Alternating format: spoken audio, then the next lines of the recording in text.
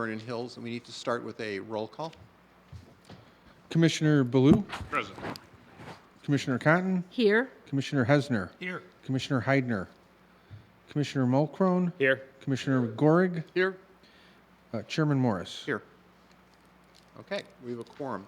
This evening, we have two public hearings. The first being consideration of case 1903, a petition filed with respect to a subdivision at what is commonly referred to as the Hawthorn Shopping Center.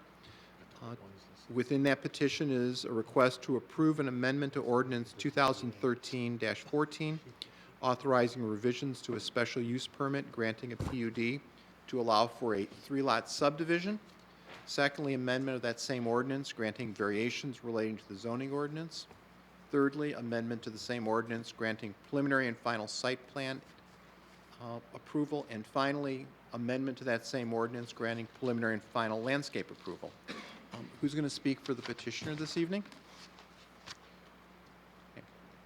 Okay, whoever's going to speak, we ask you to identify yourself. Anybody going to help you, or are you doing it alone? I'm not going to do it alone. All right. Thank you. Should all be thankful. Okay. Do you want? No, not at all. Do you want to identify yourself? My name is John Michelle. I'm Senior Vice President of Development for Centennial. We are the mall owners.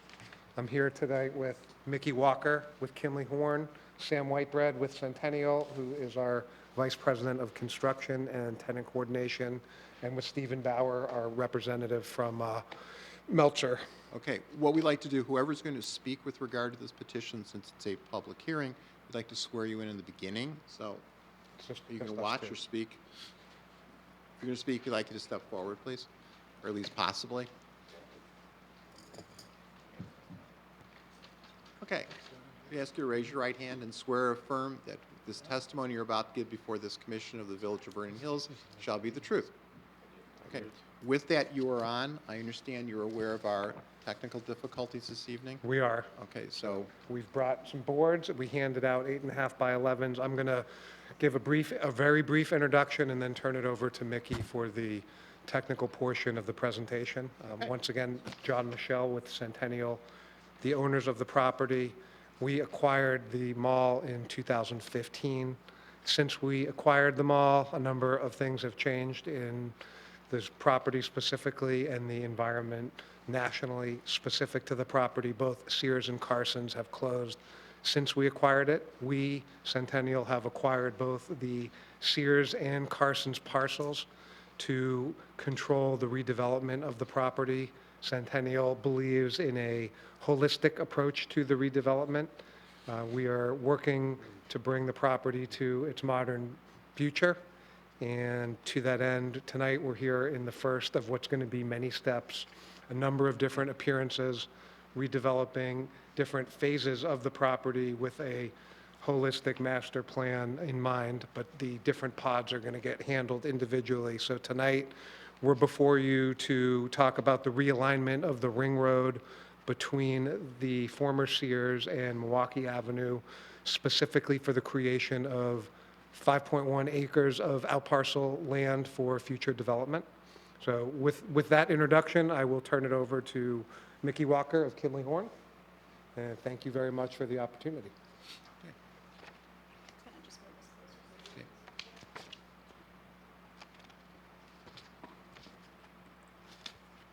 Can everyone see this okay? Yep. Good. Good evening. As John mentioned, my name is Mickey Walker with Kinley Horn. I'm the civil engineer on this project. Tonight we want to discuss the 3-lot subdivision along Milwaukee Avenue. As you mentioned, we're requesting approval for the subdivision for the 3 lots, preliminary and final site plan, preliminary and final landscape plan, as well as landscape and yard variances as noted in the staff report. At this time, there are no tenants on board for these projects. We are looking for a preliminary entitlement approval so that we can move forward with further design and site work to have pads ready for when tenants come on board. The out parcels are located along the northeast corner of the mall, right adjacent to Milwaukee. okay, at the expense of breaking in, if you can do that, which is fine, you Sure. need to use one of the handheld microphones so everyone watching at home can hear you. Sure.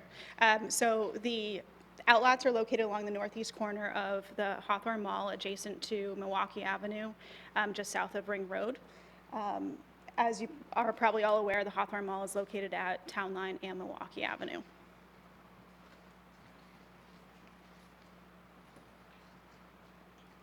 On the boards and also in the packet that you have shows what the proposed site plan is for these 3-lot subdivision. The 3 lots are 5.1 acres, with the northern parcel, Lot 1, being 1.64 acres, the middle lot, Lot 2, being 2.01 acres, and the southern lot being 1.45 acres, totaling the 5.1 acres. As it's shown, we have the northern 2 parcels with 6,500 square foot buildings and the southern parcel with a 12,000 square foot buildings. As I mentioned, we don't have any tenants on board for these projects, so these are placeholders for the time being for where the building areas could be. Parking on site is totaling 357 parking spaces.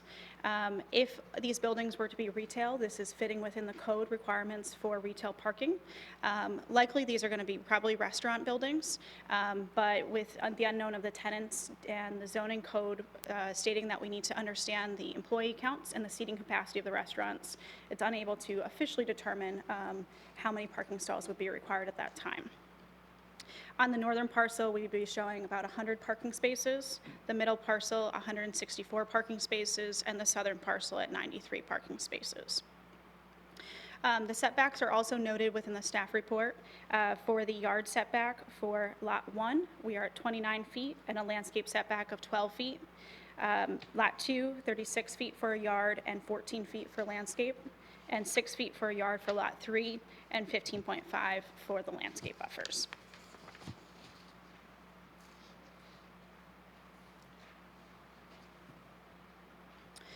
In total, the disturbance for the acreage and disturbance for this land ends up being about 6.7 acres. That's shown in the gray hatched area, which includes the ring road realignment.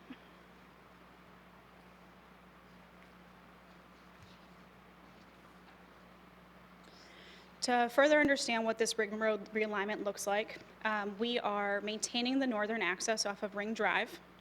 We are straightening out the ring road so that we are able to get the 3 out parcels within this area.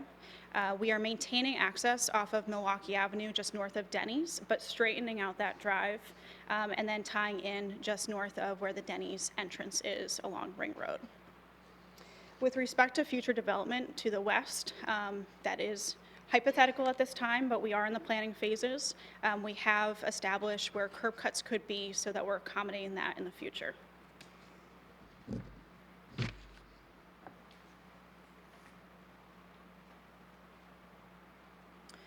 In terms of landscaping, foundation landscaping would come before the Plan Commission and eventually the Village Board for final approval once tenants come on board. But we are looking for landscape approval for the parkway trees and the parking lot landscaping for this project. As you can see, the green areas definitely improve the amount of pervious area within these out parcels.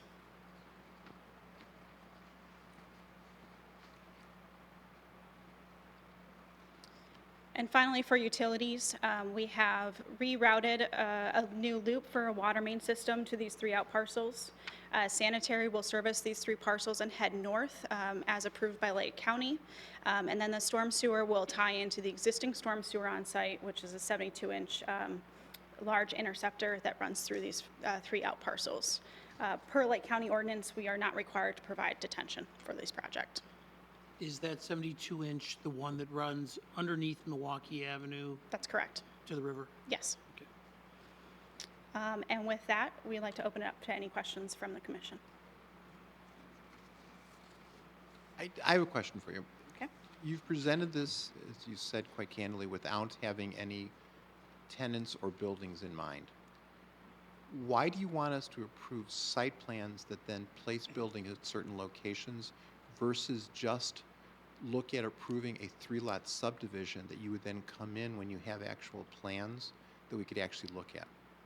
So the goal is that we would complete the site work associated with where these buildings are potentially going to be placed so that we can do any underground utility work, grading on site, and we would need to know approximately where we want to put these buildings in order to be able to do So that. you want to lock in on your site plan where, I don't know whether you're going to sell or lease these parcels, where a potential user would need to put their building? Yes, with the understanding that a potential user may come back for an amendment to what the site plan approval was. So you don't want to lock it in if they're going to come back and amend. Because you're asking for variances. If somebody decided to put their building somewhere else, you might not need these variances you're asking for.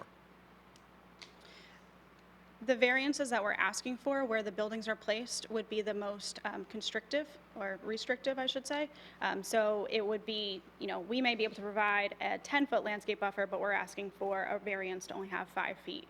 So we're trying to keep it as minimized as possible so that we have the most buildable area when a tenant comes on board. Anybody else? Yeah, you were very careful to say potential. And what I'm hearing is that these pads could move. Yes? They could move. Potentially. Okay, so, and you're also saying that you're looking upon these variations as the most restrictive potential for these sites. Yes. I disagree. I think if these pads moved around on each one of these parcels, the variations could change dramatically, depending upon where the owner of that particular parcel would want that pad. Sure. So when we designed where the buildings are going, there are limited areas that we can actually fit a physical building due to the existing easements on site. So this would be ideally what we'd be looking at. The 72-inch storm sewer has a large easement that's over top of it that restricts where a building could go on Lot 2 and Lot 1. There's various easements within Lot 3 as well. So there's logic, yes, on where these pads could go. But I'm still hearing words like potential and they might.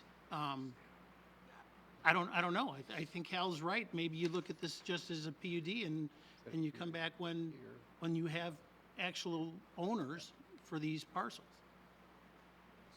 Is there a potential to get a preliminary approval to come back for final when those tenants come on board? Why would you want that when those potential owners may want those pads in different locations? John, I don't know. Why would you want to lock your potential buyer into a specific location? Well, I think the intention is for the end users to come back in for final approval, both from a site plan and from an aesthetic standpoint. We're here to seek the approval to relocate the ring road and start the site work with the, we're showing placeholders as Mickey described, and we expect that the end users will be back before the commission and the village with final building locations. So you're looking for number one, for sure, amendment to ordinance 2013-014 authorizing revisions to a special use permit granting a planned unit development. That's what you're seeking. I believe that's the case. Yeah, for a 3-lot subdivision. But like numbers 3 and 4, you're asking for final site plan and final landscaping, which you can't really do because you don't know what the buildings are going to look like. You don't know where they're going to be. You don't know how the trash works with the potential building. So I don't know how you can ask for final site plan and landscaping if you don't know how the buildings are going to operate. I can speak to at least staff's intention, but preliminary and final landscaping and site plan approval is only that which is before you tonight. And then a condition of approval would lock them into the site plan that you would approve. But you can't lock them into a final site plan if you know what the architecture and how the building works. Yeah, only understood, but the intention was to only consider the parking lot and the landscaping relative to the parking lot, with the understanding that they would come back for preliminary and final approval of the landscape plan around the foundation and the building elevations. And that would be a condition of approval, at least that's what's recommended by staff in your staff report. The commission may decide otherwise, but that was the thought process at least. So what you're saying is if we approve, we're approving the parking lot, so if they make any changes to the parking lot, even a tree, they would have to come back Well, they have to come back anyway. Yeah, that's correct, but even the landscape parking lot aisle, if they decided to change that, well, it wouldn't be in compliance with the plans that are referenced as a condition of approval of what's before you tonight. Let me ask the petitioner, is the purpose of today so that you can start physically doing things? Yes. Which I get that. Okay, so, let me ask you this then. This is, Go ahead, you're going Okay. where I was gonna go. okay, so, you want to make improvements, you want to identify, you want to re-subdivide, you want to build that road, you want to do all that. You want to make those landscape improvements specifically along Milwaukee. Maybe what we call this thing is not necessarily, we eliminate words, okay? You know, maybe what we do is we eliminate final. Because preliminary then allows you, at your risk, and working with the village, at the village's risk, to improve what you need to as far as infrastructure, roads, et cetera. PUD, which is just, you know, legal activity, but it doesn't necessarily allow you to have a final approval on landscaping or site plan because those pads could move. That makes sense. That's it. I do have one comment. I mean, I do like that you've pushed the buildings back from Milwaukee. I like that a lot better than what was allowed to happen at Melody Farm with the backs of the buildings right along the road. So as you develop this, keep that in mind of creating landscape buffer and showing your fronts to the Milwaukee than the rears. Okay. We definitely. As well as the trash corral. Like one comment would be on lot one, the trash corrals along the road, maybe there's a better spot for that. Okay. And I'm assuming the tenants that would choose this would want to have visibility to Milwaukee, which, like, we don't want the backs of the buildings against Yeah, Milwaukee. I think generally they're going to want to have visibility to Right. Milwaukee. In our preliminary discussions, that's always been something that's been highlighted. Yep. We're trying to balance that desire with the creation of sort of a unified redevelopment into our project, and we are looking at both what the tenants want, what we want as the master Yeah, developer. and I personally think this is great. We just want to get you started. Yeah. The final is, I think, where Oh, some of and us are a little hungry. Totally understand what you're saying, and Yep. I think we're all on the same page in terms of where we want to get to with this hearing and with this request. And I think the other issue is that, I mean, you've defined 3 pads, Yep. okay, but you don't know who your renters are yet. The first guy that comes in may be a larger pad who decides that he wants the most northerly location, which would change the configuration probably of the other 2 Absolutely. setups, parking and all. You'd still have the same amount of space, Yeah. but you're gonna slice up the pie differently. You're absolutely correct. So I think you're asking for too much, Oh. and I think we can give you what you want, but it just can't be final. Right, it's at your own risk. I mean, you have to realize that you're gonna have to re-subdivide this potentially, depending upon what the market tells you. And, some of your infrastructure, depending upon how far you actually go, may be affected. Absolutely. Okay. Is your parking that you're portraying in your diagrams here, is that any closer than the existing parking lot to Milwaukee? Or is it the same? No, it's no closer to Milwaukee.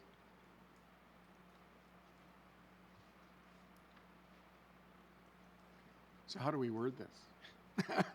We eliminate words. Mike, let me ask you a question. On the zoning variances, is the front yard Milwaukee or is it Ring Road? It's Milwaukee because that's the dedicated right-of-way. Even though there's no access? Correct. That's where the frontage is. Okay. Okay. All right, so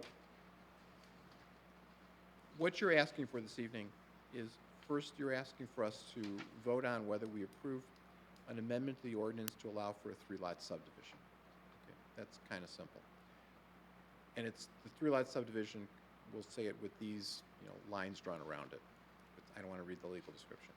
Secondly, you're asking us to approve certain variations, which are detailed, which are basically setback variations, because we don't have buildings or anything else to talk about variations from.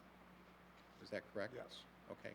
These variations are not, they have nothing to do with the buildings. They only have to do with respect to what's really on the ground, the parking lot and those improvements, right? Sorry, I couldn't hear you. Because you don't have any buildings. Right. Okay, none of your variations deal with buildings.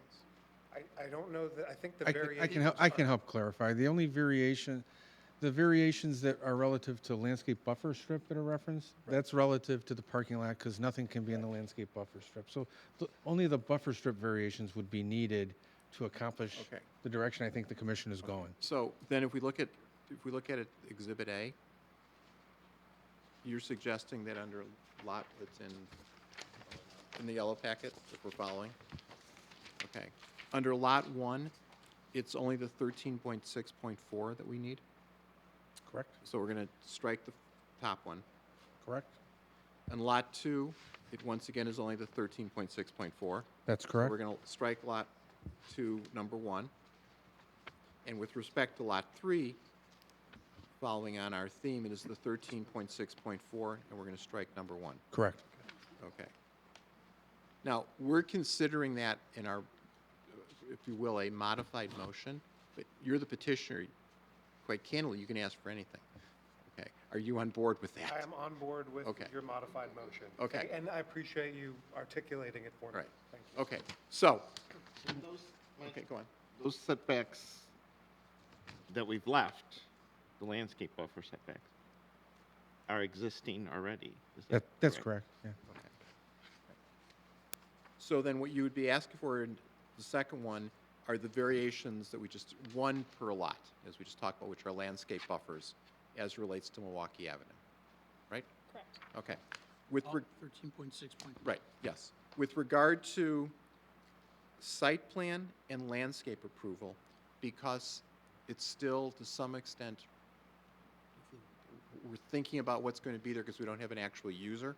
Both of those would be a recommendation from this commission. You'd seek granting preliminary site plan, as we just saw, as well as preliminary landscape for that site plan. But if something changes, clearly everything else is going to change. So we're on board with that? Yes. Okay.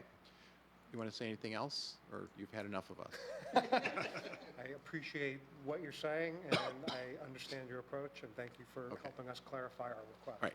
Since this is a public hearing, at this point, we have to ask whether anyone in the public would like to speak with respect to this particular request by what I'll shorthand Centennial or the Mall. Okay. Seeing no great rush to the podium, we'll close the public comment portion. Does anyone else on the commission have any questions or comments? No, the only comment I would make is this is going to be a great change for that portion of the mall, and the day that the Sears building comes down will be another great day, meaning as you enter the village on Town Line Road, it's going to be nice to see something other than what we see today. So I think it's going to be a great addition. Okay. Anybody else? All right. So what we have then on this commission is we have a standing motion to recommend approval.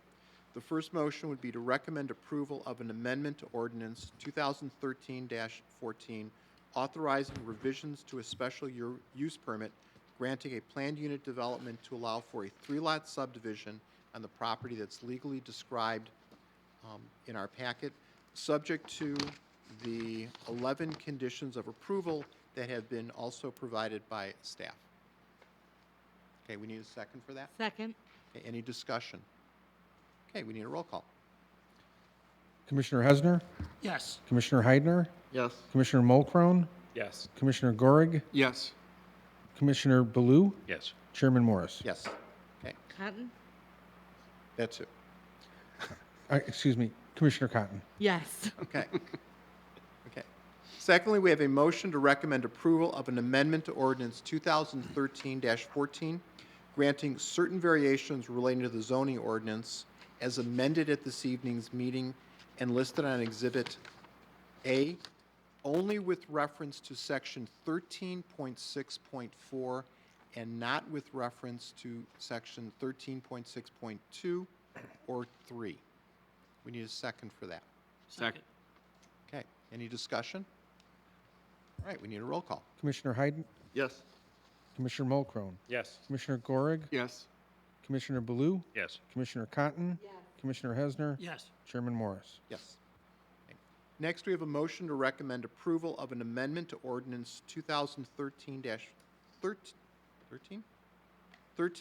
granting preliminary site plan approval. Okay, so we've taken out final. Okay, we need a second for that? Second. Okay, any discussion? Okay, we need a roll call. So this is agreeing to the locations of their, Preliminary, yeah, It's at their risk. at the risk, right.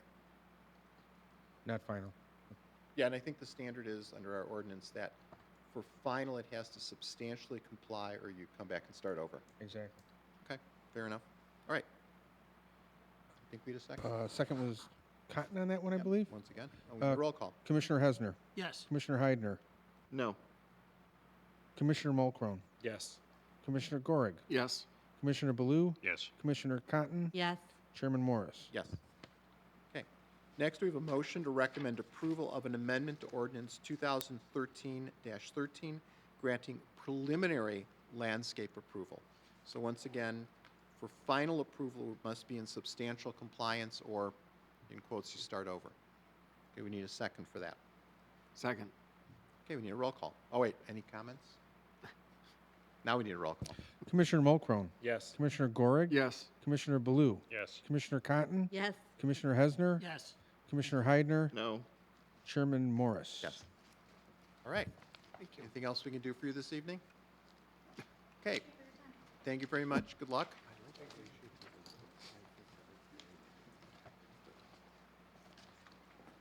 All right. Next on this evening's agenda, we have consideration of case 19-07, a petition filed by the Gardner School requesting approval of a special use permit to allow for a daycare facility known as the Gardner School to be located on the property that is legally described in the information for this meeting, including 1, approval of a special use permit to allow the construction of the daycare facility, 2, approval of certain variations relating to the zoning ordinance, 3, approval of preliminary and final site and landscape approval, and 4, approval of preliminary and final architecture plan. The proposed location is the southeast corner of Town Line Road, Route 60, and Deer Path Drive. Okay. With respect to this, who is going to speak on behalf of the petitioner?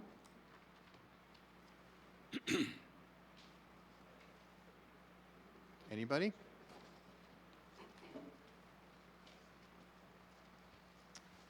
Hello. Thank you, Commissioners. Thanks for coming out this evening and hearing our case. My name is Jay Joyner, and you need my address? Is that how we do it? Do you have his contact information? Yeah, we have your contact information. Okay. Thank you. Is So, anyone going to speak with you this evening? Or Yes. you it? Okay. Whoever's going to speak and testify on behalf of the petitioner, we ask that you come forward at this time, identify yourself, and we'll swear you in all together. Okay.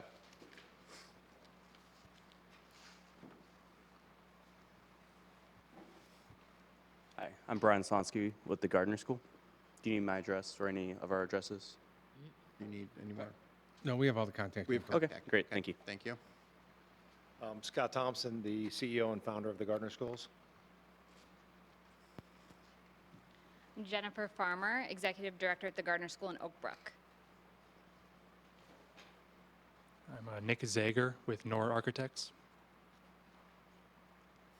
Taylor Eschbach, Kimley Horn, civil engineer.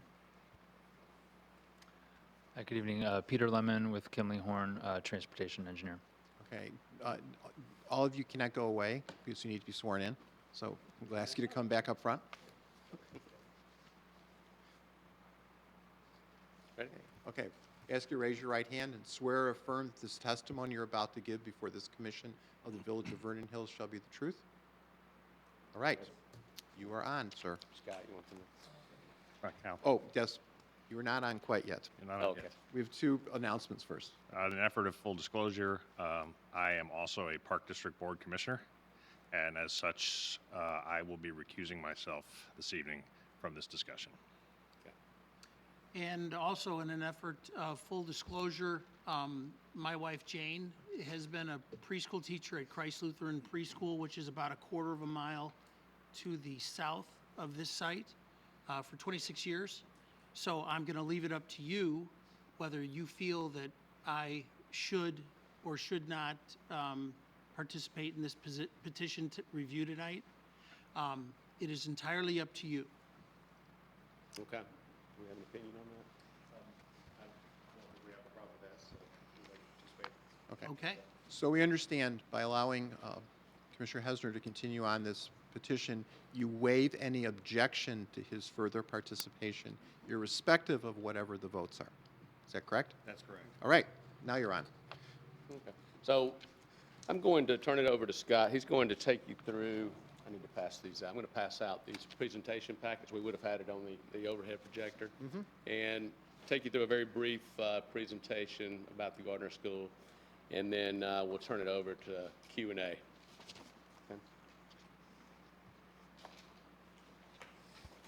And then some of our design consultants will come up to speak on their respective elements of the project. That's fine.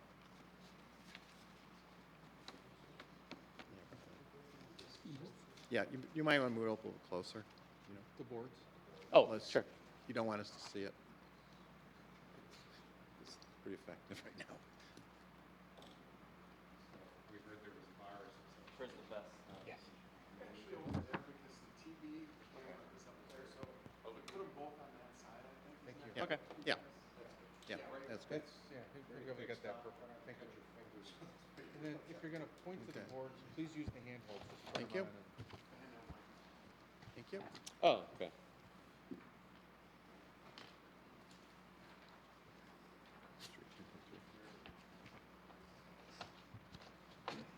Is this the second, the same 18.3 that was?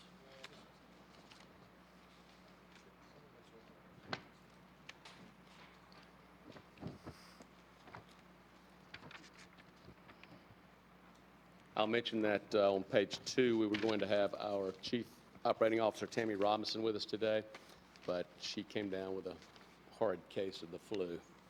Couldn't travel. Okay. Oh, that's good.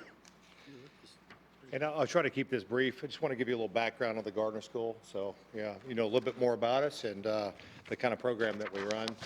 So the first slide that Jay just went through, who was going to be in attendance. If you want to turn to the next slide that is labeled the Gardner School. It's really kind of an anatomy of the Gardner School.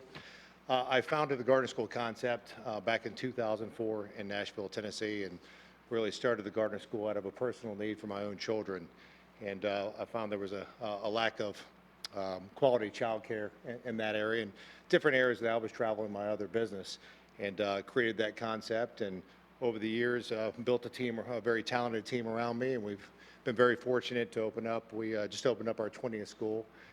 We have 8 here that are operational in Chicagoland, and have several more that are under development, including the opportunity here in Vernon Hills that we're very excited about. This is an area that we've really been looking at and kind of chasing properties in this area for several years, but we think this location is going to be a great location for us. But just wanted to talk about what differentiates the Gardner School from the typical daycare, because the daycare term is used out there, but we really consider ourselves a preschool, an academically focused preschool. And we've won awards pretty much in every market that we're in. And what makes us truly different is, the design team that we have, the type of buildings, state-of-the-art buildings that we put together that are engineered and designed specifically for quality education centers. And we have, a design team locally, Nor, who's done all our projects around the country as well.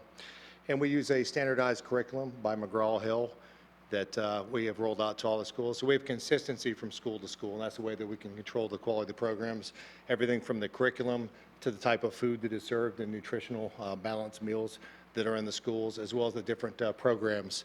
We have degreed and certified teachers, which is very unique to our industry. You'll see minimum qualifications on a lot of schools or daycares in the industry will be a high school graduate, which is fine for those type of programs, but we'll actually go out and have a minimum requirement of having 4-year degreed and certified teachers for our programs that are 2 years old and up. The age groups that we serve are infants, 6 weeks of age, to 5 years of age. We have enrichment programs in the school, so it's kind of a one-stop shop for the dual-income families that we're typically targeting as they become family members of the Gardner School family. So we have the enrichment classes. We have dance, drama, music, ballet, karate, gymnastics, foreign language, all on site within the Gardner School. And it's kind of an a la carte program for the families and where their children's interests lie. So if you turn to the next slide, and I'll kind of blow over this really quickly. It just gives you an idea where our current schools are operational. We just want you to know that we're not a fly-by-night organization, and that we'll be making a long-term commitment in your community and building and operating a school that the community can be proud, and we want to partner with the community. We run into, in a lot of markets that we go into, there will be competition out there, but we want to let the board know that we've done a competitive study, and we're going to be investing over $8 million in this project, and we're not coming into this blindly. We've done competitive market research. We've looked at the demand in the area, the number of potential students in the area, which is quite high. It's almost 12,000 children the ages 0 through 5 years old in a 3-mile radius, with a strong demand for our services here as well. So this particular slide here, the competition is to be expected. It's just showing an example of Lincolnshire and Glenview. Both schools are fully enrolled for Gardner School. And you can see from a competitive standpoint within a 3-mile radius, each location, including the religious affiliated programs, about 25 to 30 competitors in each market. And there's far fewer in this market than either one of these. So we're just using that for an illustrative purposes. Next slide, Gardner School, Vernon Hills. Broke this down just to be able to show you the main competitors, the non-religious affiliated competitors. Available preschool capacity based on the licensed capacity of those schools is 714 students based on these 7 competitors that are really like regional and national competitors and local mom and pops that are providing similar services. Children under 5 in the 3-mile radius is right at 4,695 in that area. So essentially 15% of the eligible student population is the only supply that's out there, not including the religious affiliated schools that are in the area. The Gardner schools, when we look at sites, we look at a combination of communities with affluent communities, but also have a density of office population. And that's why Vernon Hills has been on our radar for a long time, and we look forward to hopefully moving forward to this project. Typical anatomy of a Gardner School enrollment, about 70% of our enrolled families actually don't live near the school, but work within a 3-mile radius of the school, or really a 2-mile radius of the school. The other 30% typically live within a 3-mile radius of the school, if you look on average across our network of schools. The next slide, the Gardner School family profile. This just talks about the dual income families is typically the families that are enrolled in our schools. 85% of these parents work in white collar occupations, and 60% plus of our families actually have a master's degree or a bachelor's degree, and 100% from a private pay standpoint.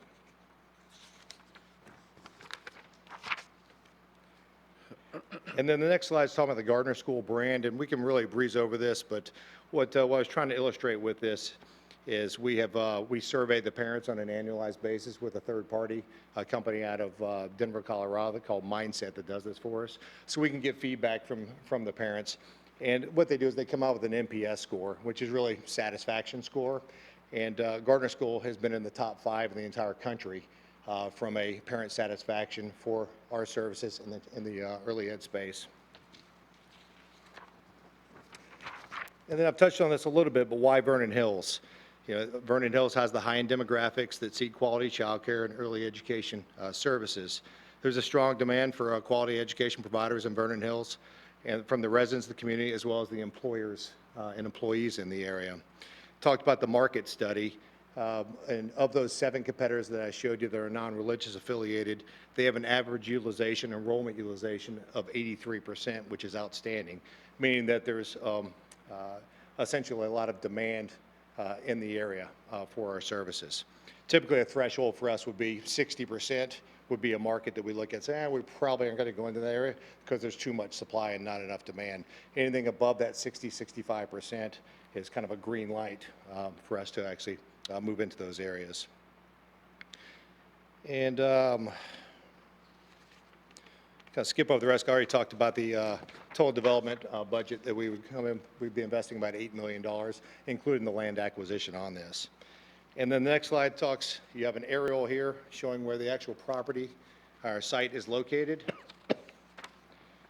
And then I'm going to turn over the next slide, the redevelopment plans, over to Taylor Eschbach with Kimley Horn to address the next section. Good evening. I just wanted to talk briefly about how we've laid out this site plan here. And it pretty accurately mimics the existing site and kind of the circulation pattern of that site in the previous use that's currently sitting vacant. The building is located up on the north side of the site by the corner of Deer Path and Town Line. We have the outdoor playground area on the interior property line away from the street frontages. That's also going to be fenced for safety. And we've got, as you can see, some proposed landscaping to help screen that playground area from the adjacent property to the east. We have 2 access points to the site off of Phillip Road that matches existing conditions, with the exception of we're proposing the westernmost access point become a exit only due to its proximity to the intersection. That was a recommendation of the traffic reviewer. So for circulation purposes, that's been approved upon. Other than that, circulation mimics, like I said, the existing use. There'll be new utility connections for the building. We'll be upgrading the storm network from the existing storm sewer on the site. Landscaping, something that we worked with the village on, was maintaining some of the existing mature trees on site. That was a request that we've been able to satisfy. There are quite a few mature trees along Deer Path Drive and that frontage that have been saved and preserved as part of this site plan. With that, I'll turn it over to Peter Lemon for traffic and parking. Thanks. So I'll just take a few minutes to walk through the traffic and parking study that we did. So we did some, Taylor talked about the access drive locations. So we went out and did some traffic counts back in September at the intersection of Deer Path and Phillip, and the driveways, as well as Town Line and Deer Path. What we did was we then layer on top the traffic associated with the site, and we looked at 2 different methodologies for that. So one was looking at what the Institute of Transportation Engineers has for daycare and preschool facilities, which is a national, basically, compilation of similar sites where they count traffic and relate it to how many square feet it is, and you have traffic rates related to that. We also looked at the traffic generated at an existing Gardner School site in Oak Brook, which is a very successful site. It's been open for at least 4 years, which is when they tend to ramp up and hit their more stabilized enrollment levels. And the ITE data was actually higher, so we used the higher data to be a more conservative analysis. So when you look at the existing conditions versus the future conditions with the site on built, we have the same level of service at the intersection of Deer Path and Phillip as we do existing. So we have very similar operations, very little impact in terms of the additional traffic. The site was reviewed by the village's own traffic consultant as a separate review. Really, the main comment that they had was to actually widen the driveway, the exit-only right-out driveway, a little bit, which has been done. The purpose of that was to make sure it could handle the turning movements for emergency vehicles to circulate through the site. And so that's the quick summary on traffic, and I'll be able to answer any other questions you have on that. Thank you.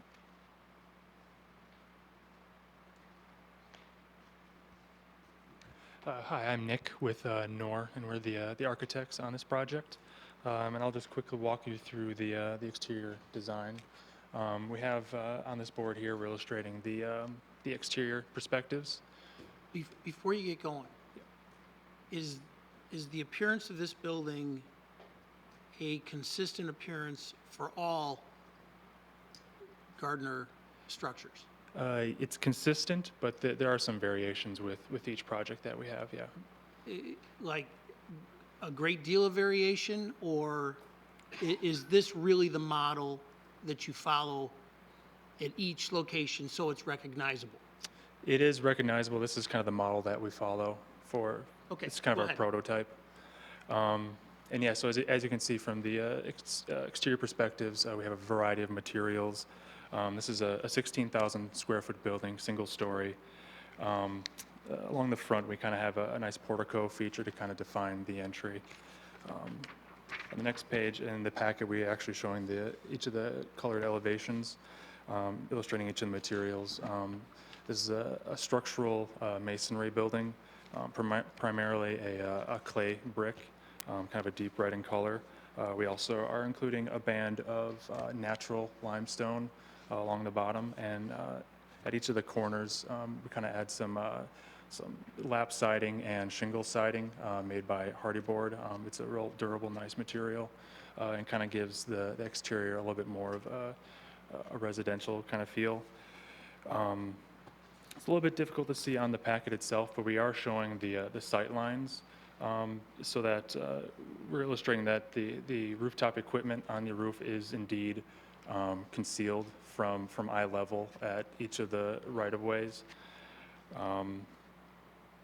And also probably is worth noting that around the perimeter of our building, we have a 6-foot-high steel picket fence, kind of has a bit of a wrought iron fence look. This is primarily for the safety and security for the children. And we have this same fence at the perimeter around our playground. So yeah, that's kind of the exterior design. And with that, I'll turn it over to Brian Slonsky with TGS to go through the special use requirements.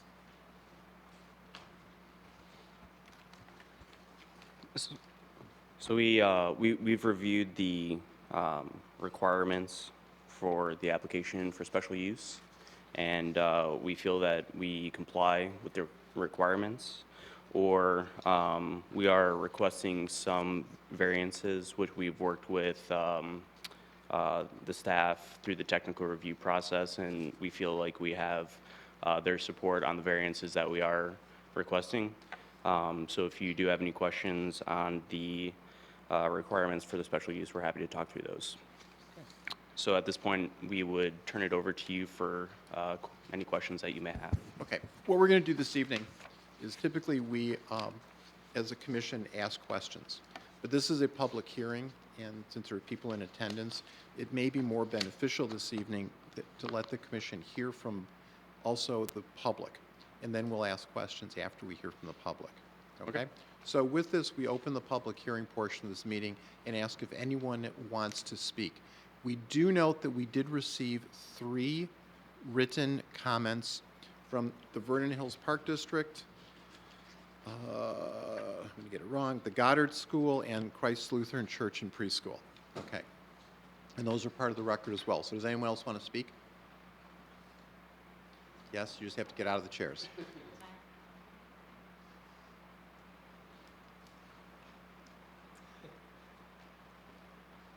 I'm Ellen Lay. I'm the owner of the Goddard School in Vernon Hills. We've been here for 10 years, just celebrated our 10-year anniversary, and we've just been approved to expand our school.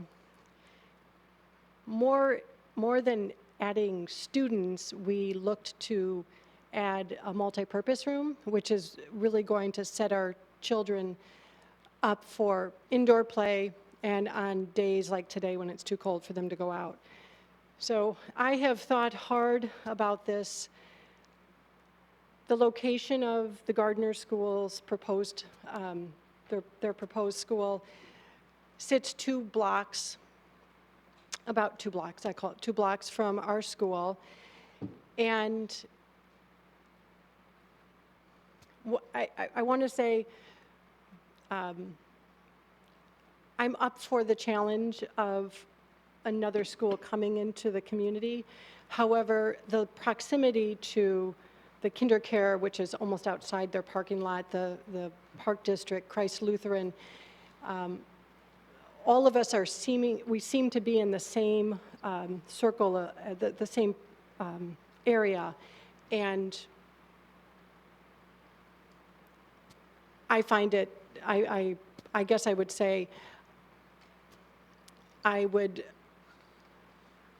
having been received by the community and been allowed to expand my school, I find it hard to say no one else can do it.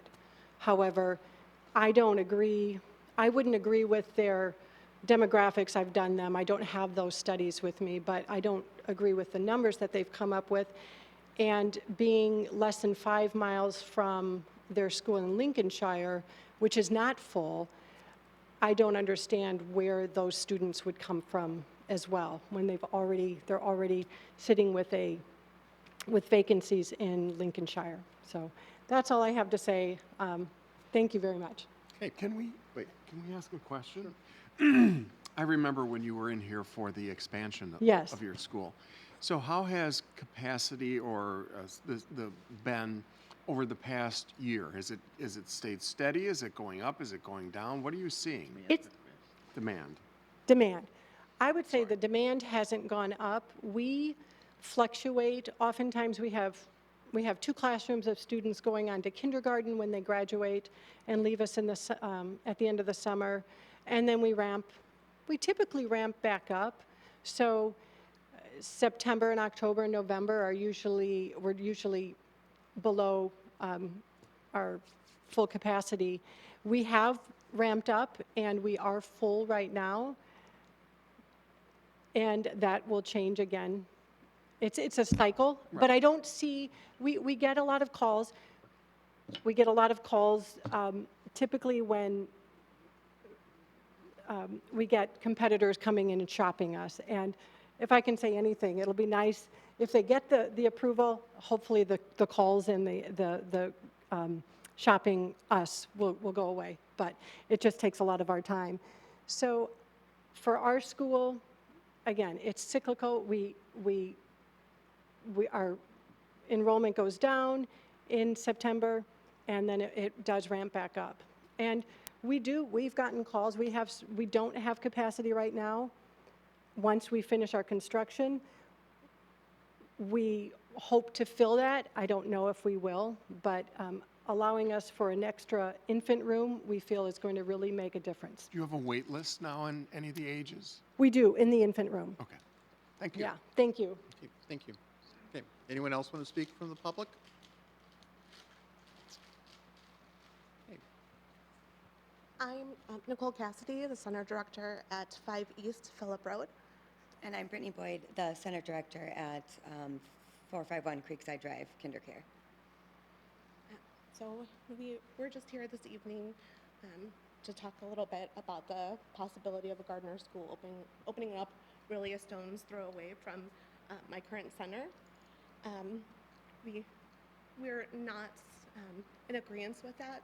Currently, my center is at about 65%. The KinderCare Center on Phillip Road has not reached over 70%. So not only would adding an additional ECE business, it's not really an area to thrive in when there is already so many ECE centers locally. And I mean, we're a couple blocks down and we're at maybe 78% capacity right now as well. So, and we've been in business for 50 years, KinderCare. Which one are you at? I'm right across the street from the. So you're. She's Phillip Road. I'm Phillip Road. Okay. I'm still not sure. So she's. Oh, KinderCare. Yeah, so she's a KinderCare. And you are. I'm the other KinderCare in Vernon Hills. Oh, okay, okay. Yeah, okay. so we're both both KinderCares, but she's the one very close to the Gardner School. Okay. Possibility. Okay. What? Mine's on Creekside Drive, 451, right off of Butterfield. So we're the other one in Vernon Hills, yes. Oh, okay. Not only would it be devastating for our centers, but also there is a high demand for quality, qualified staff. It is very difficult to find qualified staff in early childhood education right now. I'm not sure if you are all familiar with the crisis the state of Illinois is in when it comes to early childhood education educators.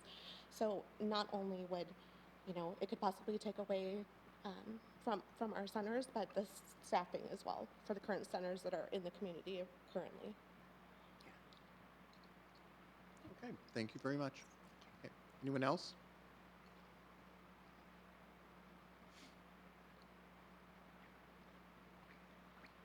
Hi, I'm Kathy Davis. I'm the preschool director at Christ Lutheran. And you do have my letter that I did want to confirm that. We had just sent it yesterday, so just want to make sure. Otherwise, I do have copies.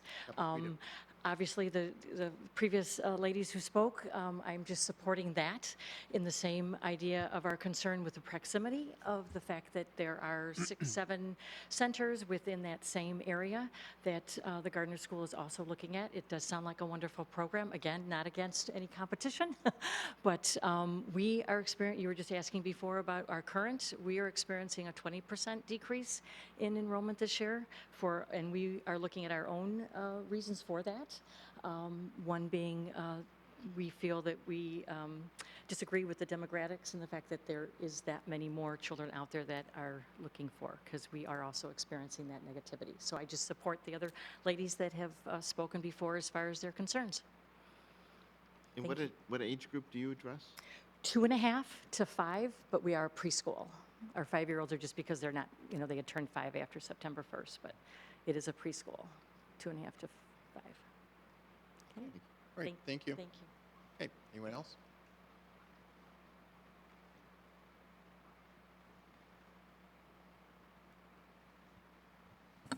Hi, good evening. I'm Jeff Fougeroux, the Executive Director of the Vernon Hills Park District, and with me is Ruth Reichenbach. Ruth is our manager of our Little Earners Childcare facility. We operate out of the Lakeview Center, right off of Lakeview Parkway. We're obviously opposed to bringing another daycare facility into the community. We've made that pretty clear to the village board. We're a little different as a public entity in that we rely on every dollar. And right now, our facility, we have space. When we hit summertime, we have quite a few openings.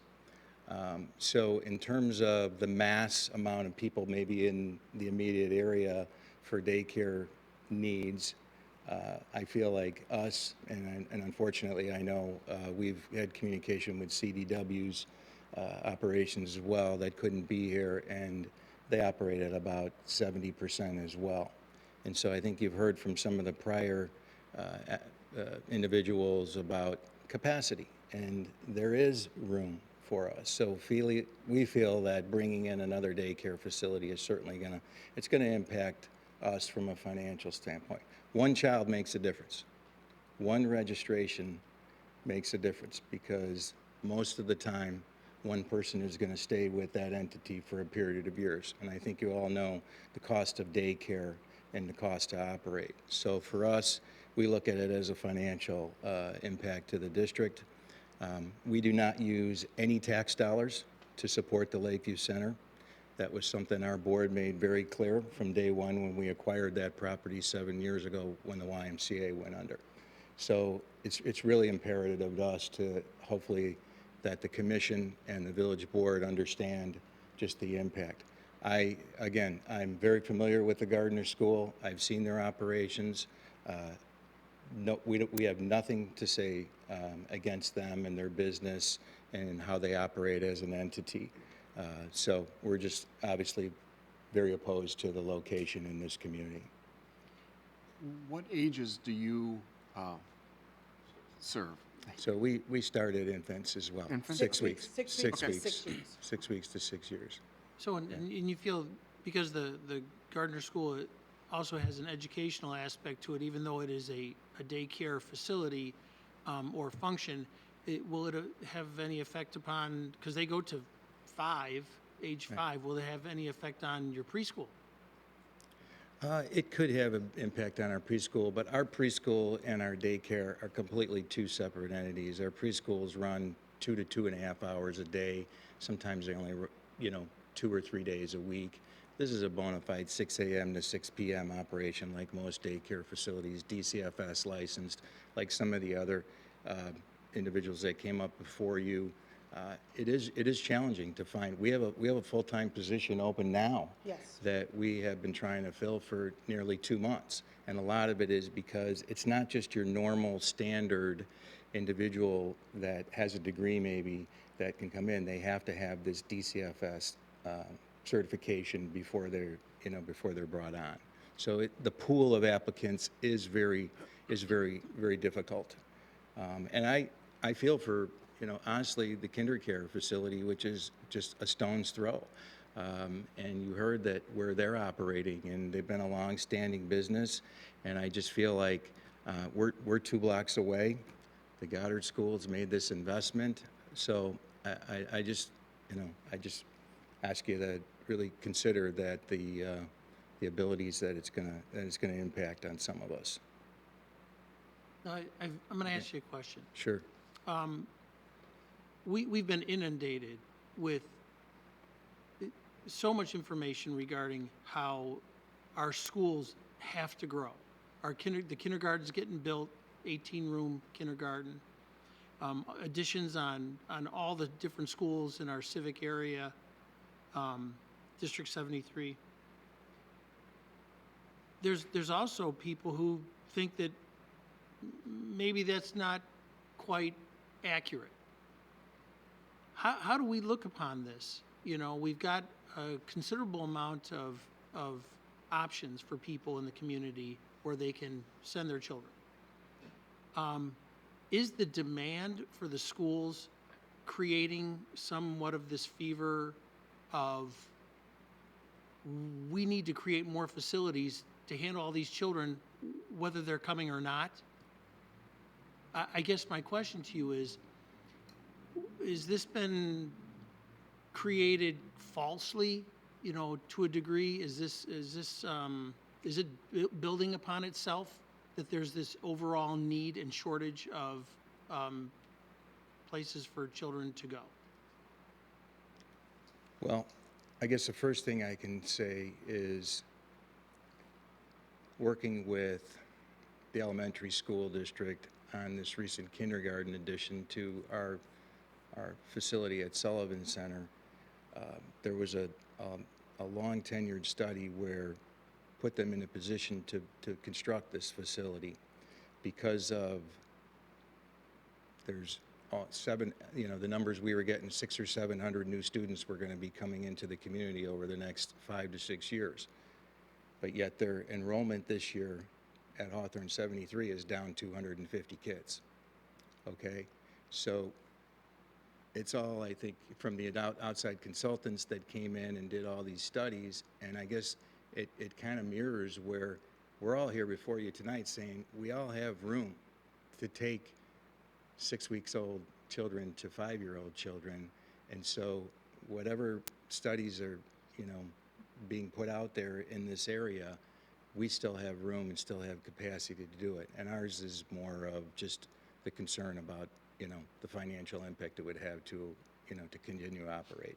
Our daycare facility is, quite frankly, does very well in terms of subsidizing the membership. That's our 2 revenue sources at Lakeview. We have this unique fitness membership and then the daycare operations, and our daycare does very well in making sure that we kind of keep things on par.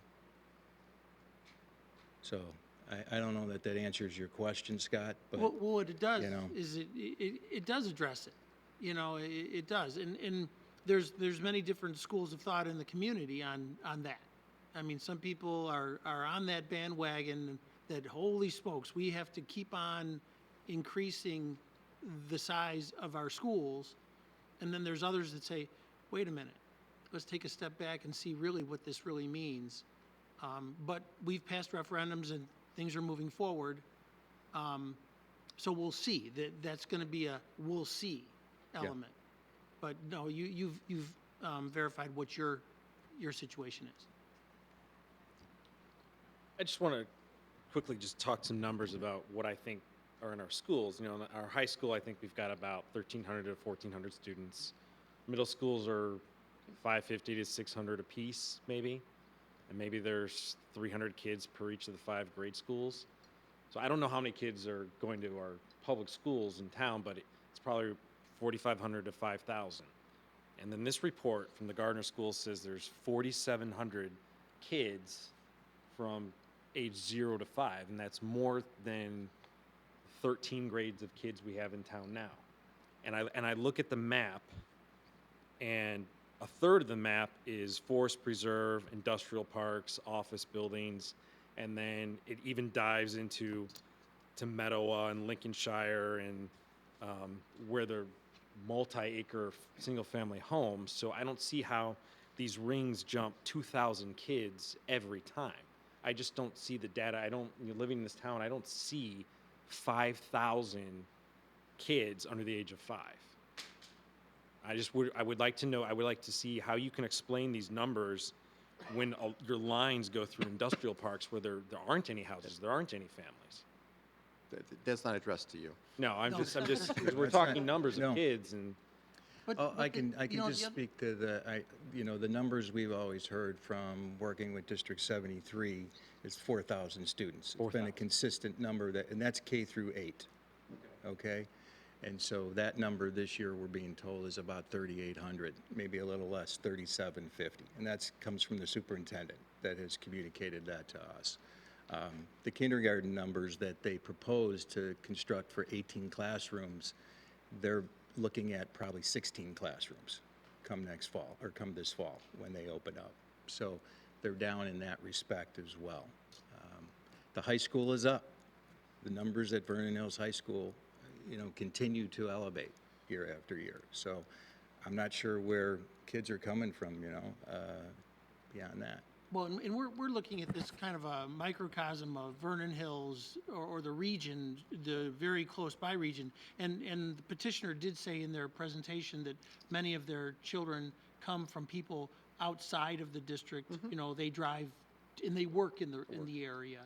So that point was made. So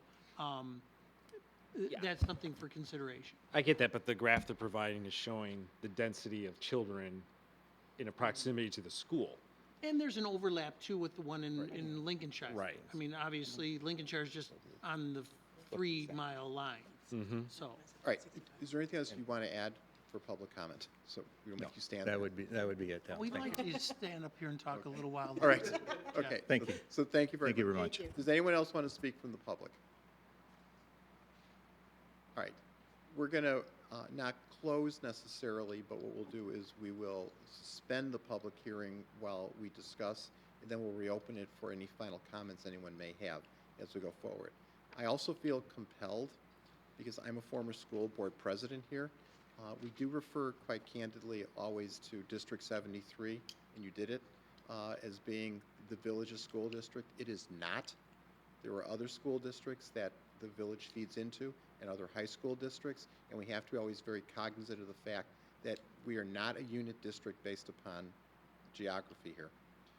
So that's something we have to keep in mind. Clearly, this school, as well as the other preschools or daycares, are also not unit school districts based on geography, so they have a different, if you will, area. The Park District may be slightly different because it's a public institution, but otherwise, that needs to be addressed. In terms of your presentation, what we'd like you to do on the petitioner standpoint is, I guess, 2 things. One, we're going to open you up to questions from the commission first in terms of your request, and then also you're going to be able to, I don't want to use the word rebut because this is not really a court of law, but comment on obviously the questions and the comments that have been made by the public, because that will all bear upon our ultimate decision that we make in terms of what recommendation we make to the village board.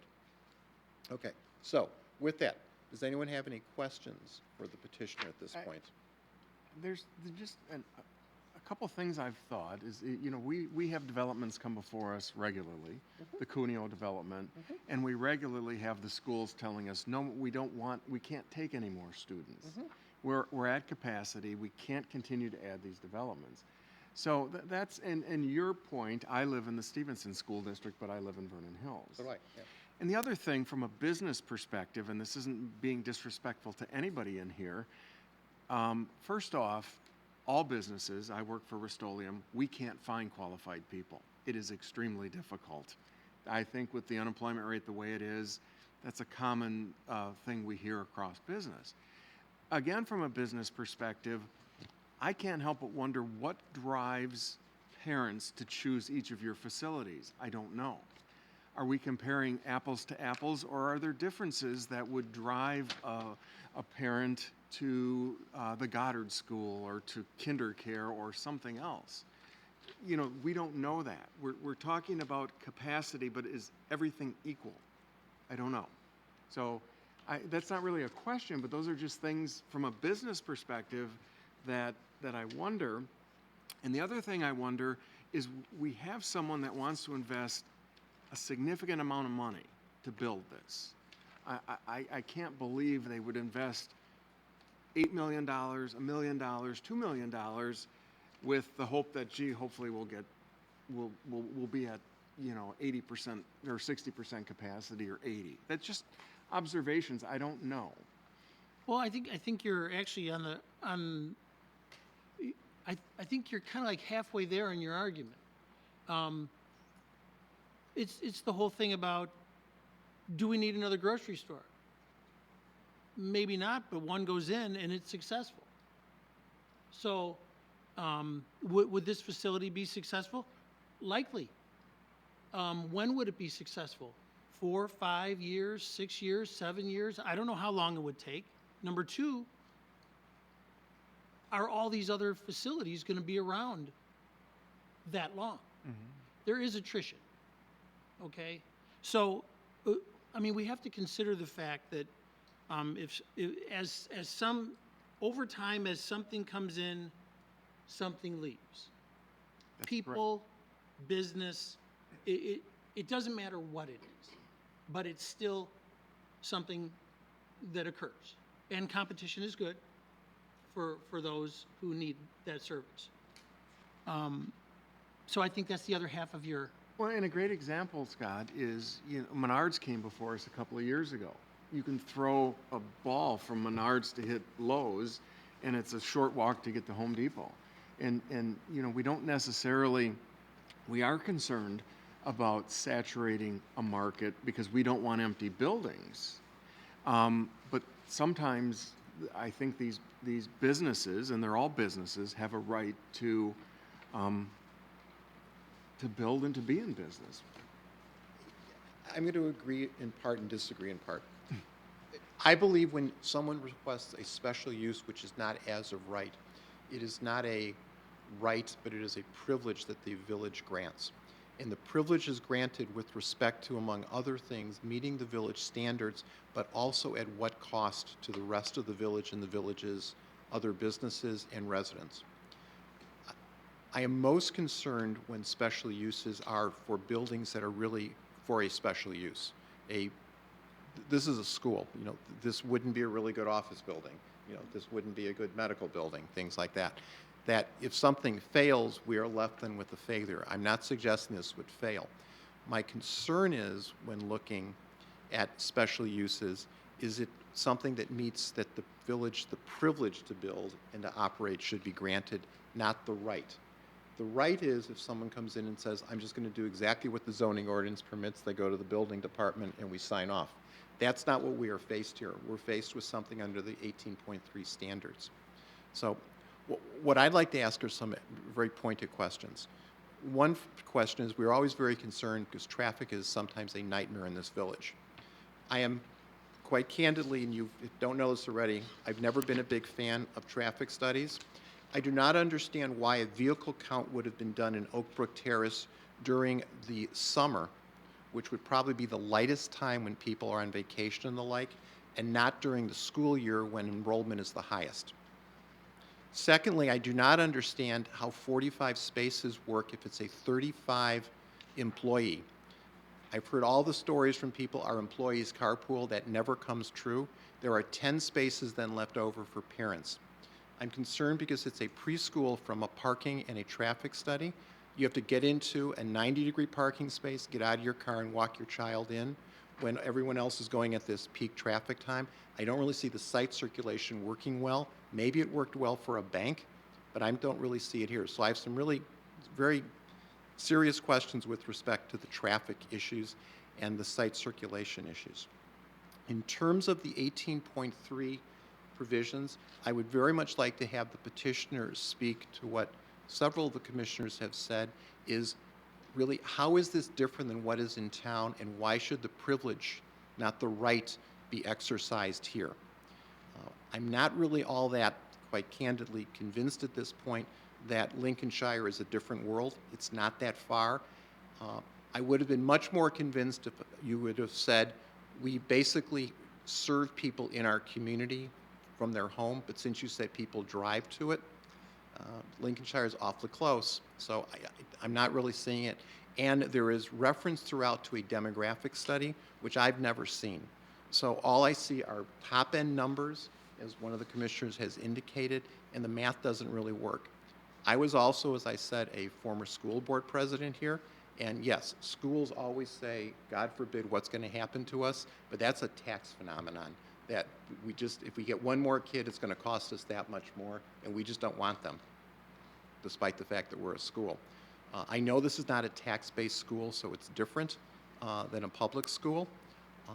I do know the public schools in Lake County have certain obligations for pre-K education as well. My guess is you're not serving that market at all. You're serving a much more well-heeled market and not a special needs market. So I really would like to hear also, and I leave this to the rest of the commissioner, you know, what makes this different? I know everyone's going to say we have a better product, a different product, but there has to be something that really makes it different, because I am sure each of the other in-town or adjacent preschool and daycare centers could stand up and say exactly the same thing. So those are at least some of the concerns I have, without saying how I would vote, because I'm not really telegraphing that at all, but those are at least my concerns. I want Anybody to add else? one more thing about the, in the, 18.3. yeah, 18.3 standards, there's a reference to traffic studies, and traffic studies must have been done internally within the firm that does the engineering. The one thing that I did not hear when you were saying what you were taking into account of is the kindergarten building that is being constructed, and the routing of buses and traffic from that kindergarten building that will offload onto Deer Path in the morning. That was not a consideration that at least you had mentioned. And Deer Path is a very unique road in the community. It's a connector between 45 and 60. And Deer Path, people don't like to head south on Deer Path and then head east, because it's really difficult because it's so busy in the morning. So they come north to the stoplight and head on Route 60, and then head in whatever direction they choose to go. So the majority of the traffic really does come north. So you have traffic from the community that lives there in Deer Path and other areas that cut through on Deer Path. And then you have the added function, which is the new kindergarten building and the buses that are going to be coming from that. Those are two components that I think are really important to consider. And I don't know if the traffic study or whatever you were working on within internally really took those things into account. My concern as well. That was my concern as well with the kindergarten building, because right now it's an unknown. We don't know how congested it's going to be during peak hours. And we already know that Aspen is very very congested, and I'm fearful that Deer Path is going to be the same way. And adding, even if it's just 25 or 30 or 50 cars during the peak hours, it's going to be huge. And those aren't any of my comments that are going to relate to the building or site plan or landscaping or any of that. Yeah. Those are just other comments. Thing we need to recognize is the village board, against our recommendation, decided to put a kindergarten that's going to put traffic on roads that we didn't want the traffic on. That means everybody that ever wants to develop in that traffic pattern is going to be impacted by it. So I agree with what you're saying, but I don't think we can use that example in this case because it was the village board that decided to actually, we're going to just forget about all that traffic and dump it in there. Every business that goes in there is going to have the same challenge. It just has to be a consideration. Yes, I agree. And it just wasn't spoken of as a consideration earlier. Okay. Okay. All right. Who wants to speak on behalf of the petitioner?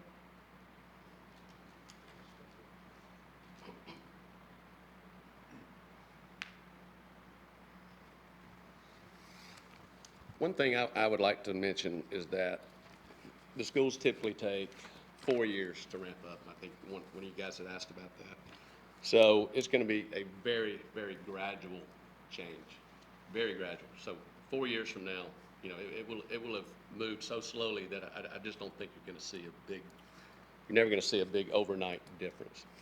Another thing is, you know, when we go into markets like this where the competitors are averaging 80+% utilization, we've never had a competitor close.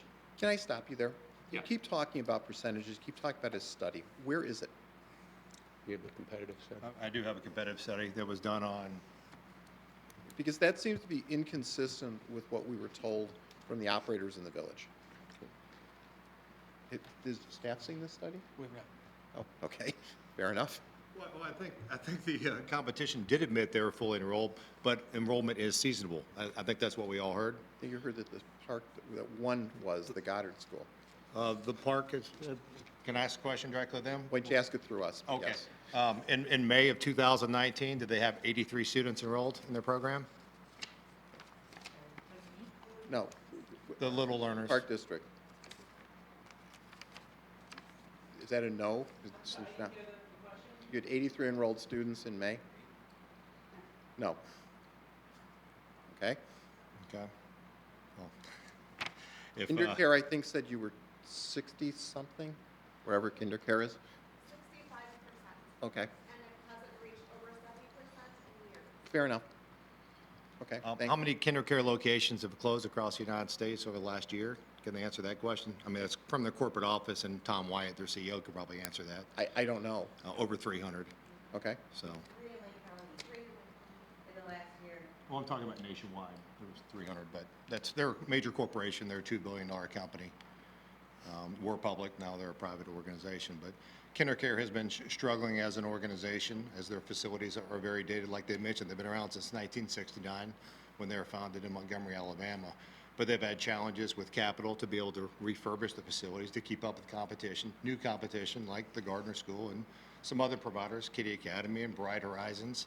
They come in and build state-of-the-art facilities, and typically that's what parents will lean towards, is a newer facility that can accommodate new teaching techniques, better indoor facilities, not only for play areas, but for, you know, the drama classes, dance, ballet, karate, gymnastics, and the different programs that we can offer. You know, you said, are all schools created equally? Absolutely not, they're not. We build a better school. We operate a better school. That's why we have some of the highest utilization rates in the entire country of our schools. We run great schools. Parents choose the Gardner School over other schools. But I truly believe that there are enough students, combined with the students that actually, the families that live here, as well as what I was saying earlier, the parents, not that they would drive to us, that they work here already. So we're not creating additional traffic, but attracting the employees that have children that they would actually bring here to be close to them where they work. And to address another question that was asked about, you know, what sets us apart, what's different. why parents would choose one preschool over the other. In my opinion, it's really like buying a home. Why would you choose one home? One home, somebody might think is horrible, but another person's going to love it, and they're going to buy it. Same thing when you walk into a school. You're going to have different perceptions. People are going to walk into our school and not be totally comfortable and want to go to Goddard School, and vice versa. It's just market. It's the way the market works. It's, capitalism. You put your best product out there, and some people are going to like your product, and some people are going to like other products. And then to address the demographics we use, we've got our realtor here.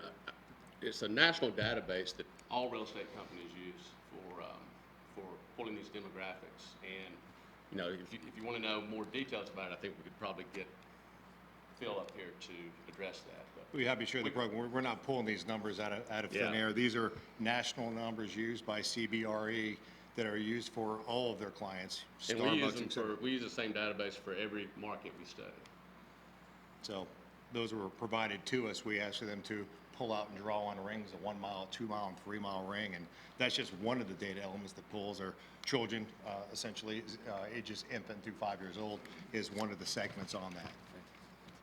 And then I would like to make one more point, and then we'll open it back up for questions. So on this particular slide, you guys were asking about, the traffic coming out onto the Deer Path and so forth.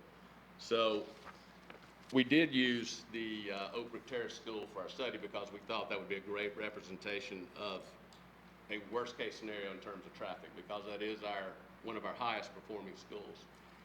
And we've got our executive director for that school here that could address the questions as well. But what this chart signifies is that at peak hours from 7 to 7:30, 7:31 to 8, we're averaging less than 2 vehicles coming out of the parking lot per light cycle, per 90-second light cycle. So that's how that reads. I don't think that's a tremendous amount. It's such a staggered drop-off. We exist for the convenience of the parents' work schedule. And so, it's very staggered. They come and go between 6:30, 9:30.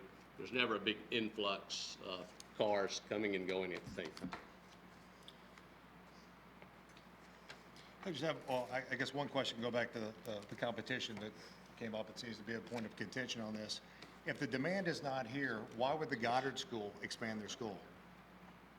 They admitted that they're fully enrolled. It's seasonal. Every school is seasonal. Every school that provides preschool services is going to graduate kids. Some of those kids stay through the summer of the graduating class, some don't, and you build back up in the fall. The entire industry, the entire country experiences this, not just Vernon Hills. But for them to expand and buy the bank building and essentially almost double their capacity, I don't know what their capacity, I think their capacity went up by 60 or 70 kids, license capacity. Why would they do that if the demand's not here? And the village board approved that, so they didn't. What? No, they didn't buy the bank building, and I believe they said this evening that they are creating multi-purpose space. So I don't know if their intention was to use it as a classroom or not. That's for them to explain. But Okay. Okay, and I'll try to answer a few of the traffic-related questions that were posed. And if I'm missing one, just remind me and I'll try to answer that as well. So one question was asked about why the summer for Oak Brook, and I agree. I mean, sometimes the volumes will go down in the summer versus, say, fall.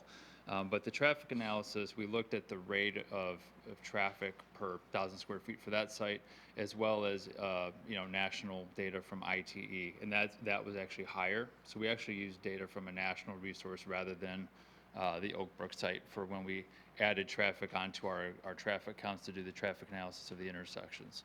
I think what he was referring to is another similar site, but we took a more conservative approach to the traffic analysis on the intersections from using ITE data.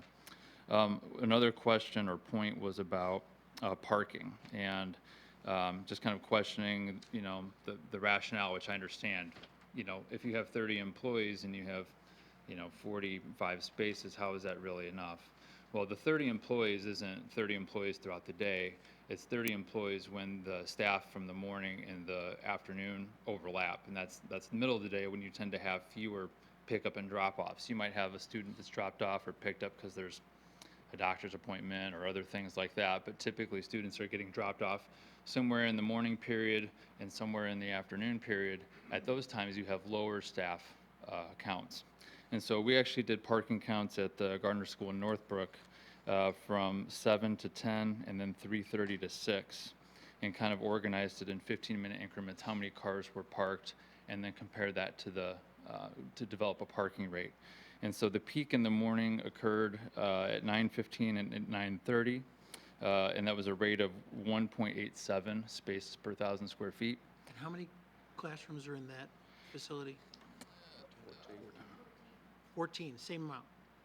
Right, and they have 48 spaces today. So they had 30 spaces were occupied at that peak time in the morning, so roughly 63%. So 1.87 spaces per 1,000 square feet. In the afternoon, the peak was at 3:30 at 28 spaces, and it kind of ebbed and flowed between, I think, a low of 20 to 28 spaces, which the rate is a little bit lower. So this plan provides 2.8 spaces per 1,000 square feet. So we're well within the range of what is experienced at Northbrook. Also, if you look at ITE parking data for a daycare or preschool, their average peak rate is 2.7 or 2.68. And so we're above national other data as well for typical daycare and preschool facilities as well. So I think we're providing ample parking to cover both what Gardner School's specific characteristics are as well as a typical daycare and preschool. You mentioned the question about the kindergarten. And so what we do when we do traffic studies is we also kind of incorporate some background traffic. We weren't aware of the kindergarten specifically, but we do have some background traffic growth that we apply. Now that's not maybe as specific to the patterns of the school, but some differences is that the peak hours that we look at, we do traffic counts for a range of time, and then we pick the peak hour within that time frame, which is typically somewhere in the 7 to 9 in the morning and 4 to 6 in the afternoon. I don't know when the kindergartner's schedule will end, but schools typically end somewhere around 3 o'clock, 3:30, somewhere like that, before you hit the typical peak hour rush when most commuters are coming home in the afternoon.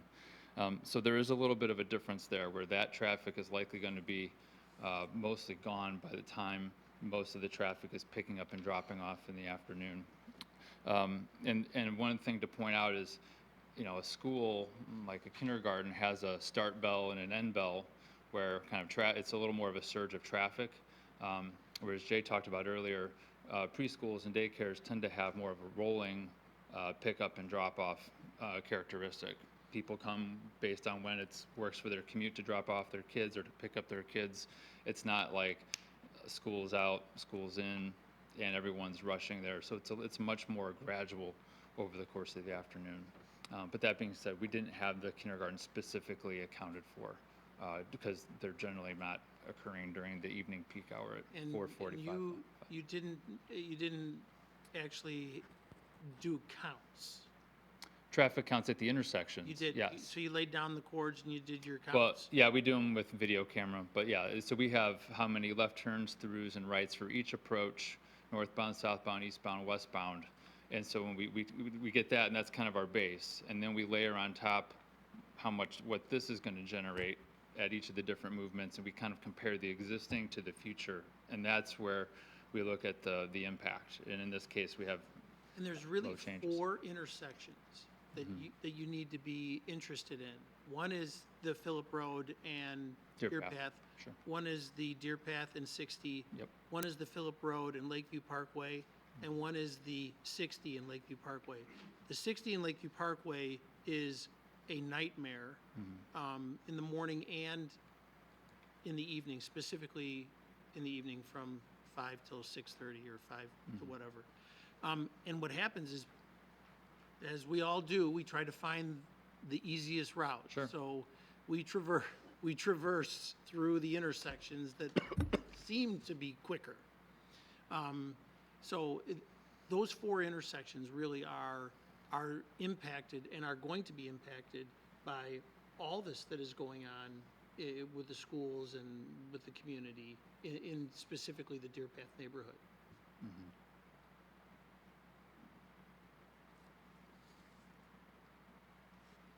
I switch gears a little bit and talk about the architecture? Sure. All right. I understand it's your prototype. The colors, Monterey taupe, timber bark, cobblestone, those are like the three most overused hardy colors available. It would be better, in my opinion, to maybe see something with using some of the cooler grays, some of the new colors. There's even the Dreamscape series, which has over 700 possible colors. It just seems very bland, kind of vanilla. I'm never a big fan of the fake gables and you chop off the back of the gable as it hits the flat roof.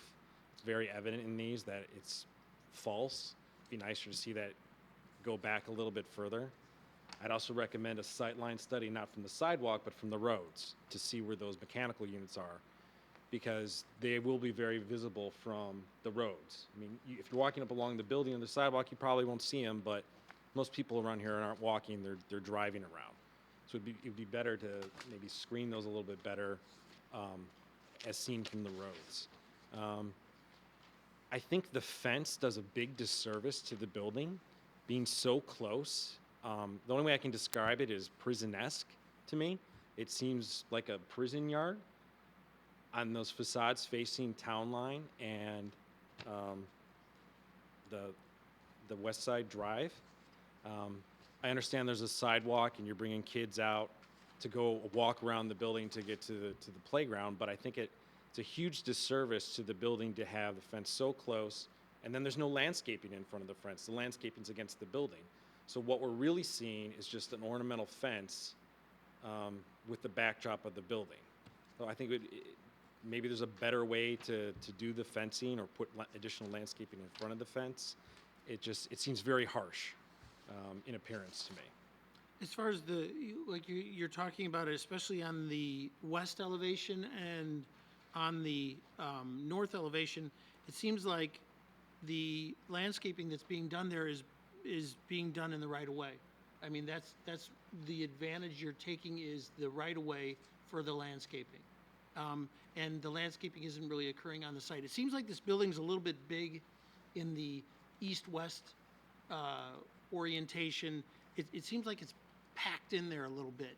I know that you were trying to meet probably a goal of 16,000 square feet or 14 classrooms, because that works in your model. But it seems like on this particular site, the building appears very tight in this site. And I know that you all who had to do the planning and design work had to work a little bit hard to make sure that it appeared like it worked right, like it felt good. But it does seem tight in there. I do want to make one comment on that right out of the parking lot. The people leaving the site are going to have to smile really big and try to get the attention of those people on the road, because getting them to let you in to turn right on at that intersection, because you're very close to that intersection on that exit point. So I think that one, it may have worked for the bank, but I don't know if it's going to work here. And I really do question the 45 parking spaces. What happens on days when you have events like shows, or when the special days when the parents actually show up and stay for a while? Where's everybody going to park? Are you going to park and use Mandarin parking lot, or I don't know where you're going to park? Maybe across the way, kitty corner in that vacant lot, where the single-story office buildings are. Yeah. But on those special days, and there are several of those special days throughout, I would think, throughout the year, where parents actually do come and witness their children doing things. I would hope that they come. Where are those parents going to park? Yeah, I can speak on that. I'm Jennifer Farmer. Again, I'm the director at the Oakbrook location. And we have a full school, so I can talk a little bit about the events and things that we do, and the parking situation during those times. So there's basically two different kinds of events that we have at the school. A couple of them involve the whole school where we're doing a big performance. And because we have so many students and very involved parents, those are usually off-site.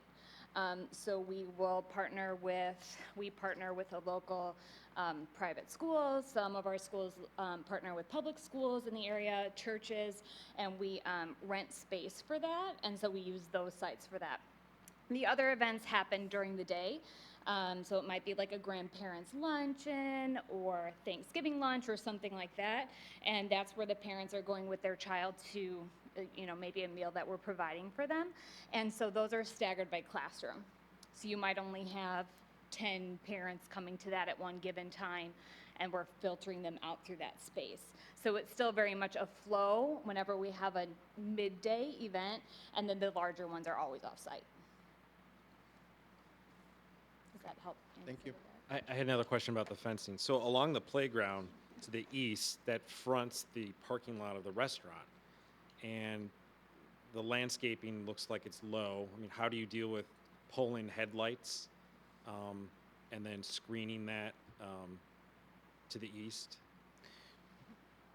For screening the headlights? Yeah, screening the headlights into the kids playing in the play yard there. So, I'm not sure if Jennifer would maybe want to talk a little bit about how the playground is used, but typically, If it's a wrought iron, it's an open fence, you can yeah. obviously see through it, so. So, I Are you mean, concerned with the parking lot of the restaurant facing right into the playground? I don't know if that's really a concern. If you want to talk about the hours that we use the playground, and then maybe if you want to talk a little bit about the landscaping. So your concern is like view into the playground during the Well, day? view, and then if it's in any, just cars pulling in and out, and Yeah. So, the fences are there partially for the protection of the playground, of course, for, any passing vehicles. But yeah, the playgrounds are used during the day, so they're not usually peak traffic times of anything going on in the street as far as commuters coming through. But What's the typical cutoff time for the Headlights wouldn't Playground? really be an issue because you don't have them out in the dark. well, no, Right. headlights are on the cars all the time. yeah. Yeah, but I know that, but I mean, Yeah. if it's daylight, Yeah. they're running lights. Yeah, so the first class to go out maybe is going out at 10 o'clock in the morning, and then the last one's done by 3:30. Yeah. So also on the fence, the fence that we specify is a nice decorative wrought iron style fence. It's not chain link or anything, prison-like. Obviously, security is a high priority for early child care education.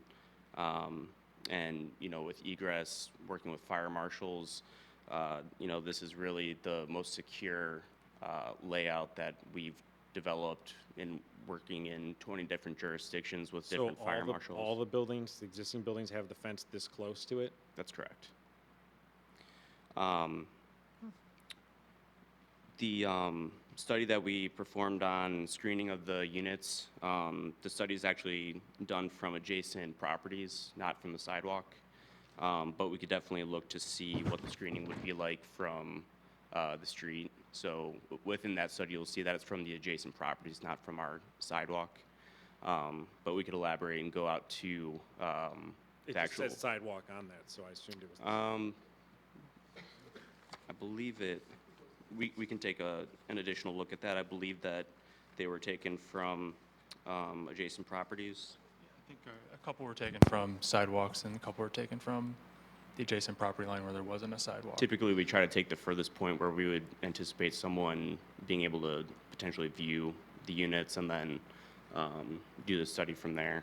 So at some points, the sidewalk may be the furthest point, and others it may be the adjacent property line. Might also be worth noting that with the grading on the site, the building is a little bit higher than the road, so I don't anticipate that you'll be seeing the RTUs from the road. In terms of the landscape location in proximity to the fence, we would be happy to work with the landscape reviewer during, when we submit for full permits. We'd be happy to work with the landscape department to, adjust some of the locations of our landscaping to help screen the fence if that's a high priority for you.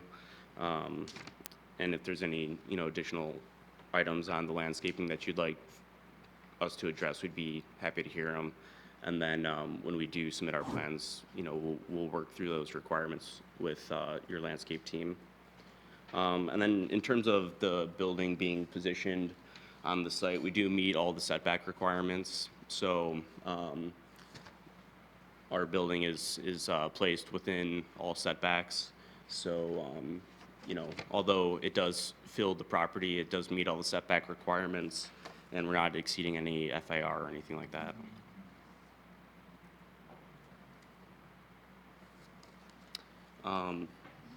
There was some discussion about site circulation. If there's some concern about that, maybe Taylor can talk through it a little bit. Do you want to come up and talk through that? I can speak to a couple of those points. Landscaping, first off, a lot of those plantings inside of that fence line were meant to satisfy foundation planting requirements and soften the edge of that building. Like Brian said, we can work on the location of those if it's more beneficial to have those along the fence line. In regards to the playground, that is actually sitting up. It's elevated from that adjacent parking lot. If you walk out to the site now, it's elevated by about 3 or 4 feet. We're maintaining that in our grading plan. So that parking lot will be, like I said, about 4 feet lower. So any headlights that would come in and park those head-in stalls would be blocked mostly by that grade differential. In addition, if you look at the east side of the fence line of that playground area, we have the low plants, the shrubs, the grasses, and then we also have the canopy trees. So they provide, a good balance of low screening against the fence and then high screening the canopies of those trees. As far as the site circulation, like I said earlier, we tried to mimic the existing access points, and for emergency vehicle access, it's important to have 2 points of access. You can't just have one to the parking lot. So in regards to the proximity to that intersection, likely if there's more than one car queued up at that exit point, they would just shift over to the other access point. So like you were saying earlier, traffic finds the path of least resistance. That is really just necessitated by the fact that emergency vehicles need a path to circulate through the site.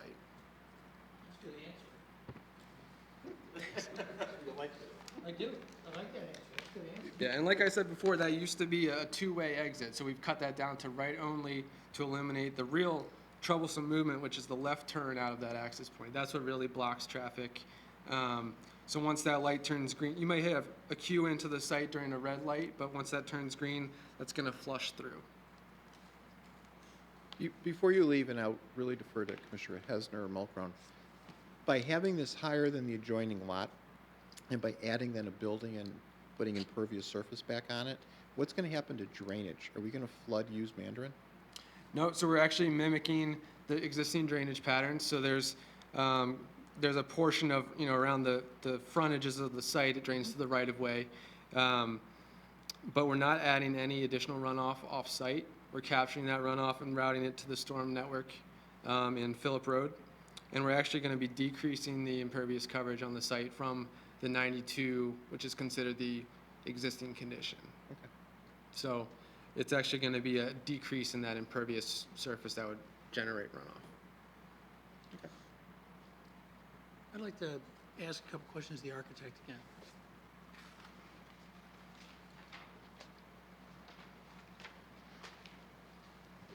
So,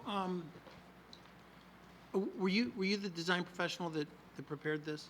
Yes. Come up with an original concept? It's kind of the prototype for Gardner School, and we adjust for each jurisdiction. More and more, I'm trying to figure out what a building says about the use that goes on in it.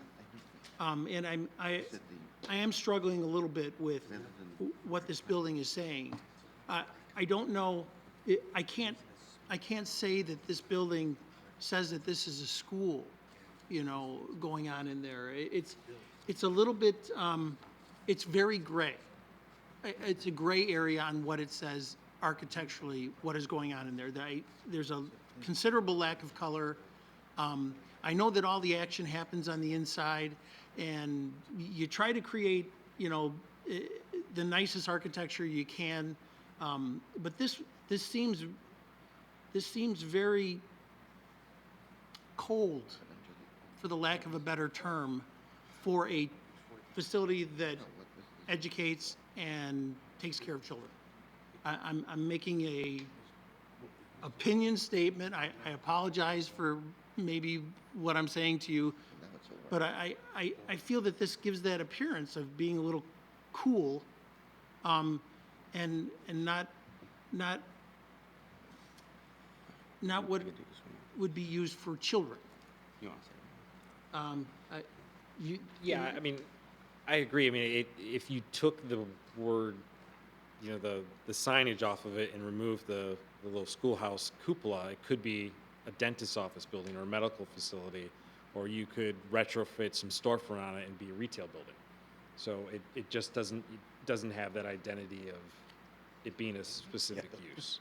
It looks like it can transition. That'd be great for Hal because he was concerned about it being repurposed. Right. One thing that I heard you say earlier, you said that this is a structural masonry building? Yes. So this doesn't have like steel stud backup or wood, it's concrete masonry backup, full masonry front? Correct. It's full masonry, clay, structural clay brick. So you're saying structural clay brick, so it's metal stud backup? On the interior? Yeah. Yeah. So it's not a structural masonry building? So it's a single wife load-bearing masonry perimeter. So the perimeter of the building is single wife load-bearing masonry. But the load-bearing masonry is only the masonry itself holding itself up? Well, it's holding itself up, but there's also beam pockets in there. So the interior structure is steel column and then open web bar joists. So it's a structural steel building with a masonry cladding? I mean, it's not a cladding. The masonry is Full structure. load bearing. One width, one wide thick, right? Yeah, 8 inches. Okay. Mhm. 8 inch. Yeah, because So it's this is concrete masonry? no, it's a clay product. The size of the brick is 4 inches high, 8 inches deep, 16 inches long. Oh. Single wife, as in, it's not a cavity What is wall. that product?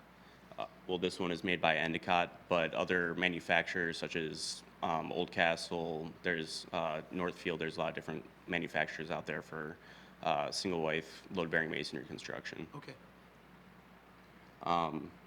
In terms of the design, I mean, architectural design is maybe one of the most subjective, It is. discussion topics. If you look at schools across the country between universities, I mean, there's ultra-modern, modern, traditional. I mean, there's a lot of different types of designs that can be used to approach an education facility. One of the oldest thoughts is a red schoolhouse. We do have red brick as one of the primary materials here. So the original design of this was created in 2011, 2012 between NOR, our architecture firm, and the Gardner School. Since then, the building has gone through, many different changes, mostly by taking feedback from the different jurisdictions that we've gone into and trying to improve the building one after another based on the feedback that we've gotten. If you look at the buildings that we've designed for Lincolnshire or for another one nearby is, say, Schaumburg, each one of the buildings, although we do have a form that is, would familiarize people with the Gardner School, each one does have its own individual look. So the look of this building is unique to Vernon Hills.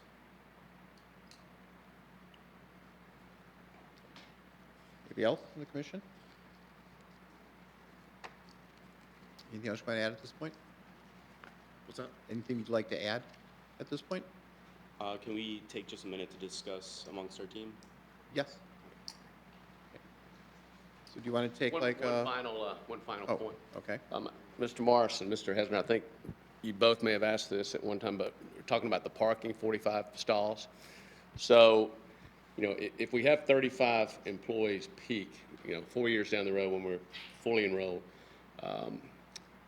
of those, during the morning, it's a 12-hour shift, so there'll only be, we have to have employees work, 8 hours. So in the morning, you're looking at 25 spaces used. In the peak rush hour in the afternoon, you're looking at another 25. So that leaves 20 spaces for the parents just for pickup and drop off. So, thank you. Okay. You want to confer for a couple minutes, is that correct? Yeah, just for 1 minute. Okay, so why don't we take a couple minutes, we'll take a 2-minute break till that clock says about 9:30, and then we'll open it up for any other comments and whether there's any additional comments from the public as well. Okay, so we'll be adjourned for 2 minutes.